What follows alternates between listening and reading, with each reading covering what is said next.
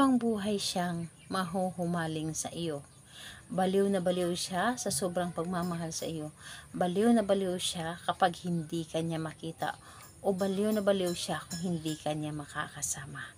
Hello mga guys, kumusta kayo? Panibagong araw, panibagong video na naman tayo. And sa araw na ito ay isa na namang video ang aking ituturo sa inyo na simpleng gabay o simpleng pamamaraan na makakatulong sa atin. At bago ang lahat, gusto ko lang mag-disclaimer sa mga taong hindi naniniwala at hindi gusto ang mga kagaya nitong video. Please skip this video and maghanap ka ng video sa gustong gusto nyo, dahil ang video na ito ay para lamang ito sa mga taong naniniwala and gusto mag-try.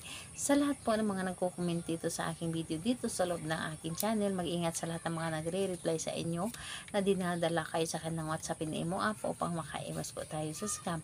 And ayun po, ituturo ko sa inyo paano siya baliw na baliw sa pagmamahal sa inyo, paano siya mahuhumaling ng husto sa inyo. And dito po ay pwede itong gawin sa parehas ng kasarian, babae to babae, lalaki to lalaki. Siyempre naman sa ating babae at lalaki na mag-partner. And pwede mo itong gawin kahit na kayo ay magkalapit at magka-LDR sa isa't isa. Ang dapat lamang natin ihanda dito, kailangan mo dito ihanda ang inyong underwear. So ihanda ninyo dito ang inyong underwear, at mas maganda na hindi pa ito nalabhan, yung gamit nyo na po. Kahit nagamit nyo na ito na underwear at hindi pa ito nalabhan, yun po ang inyong gamitin. Mas maganda po ay hindi pa nalabhan. And kailangan din natin dito ng marker, kailangan din natin dito ng pabango, yung paborito po ninyong pabango na lagi ninyong ginagamit sa araw-araw.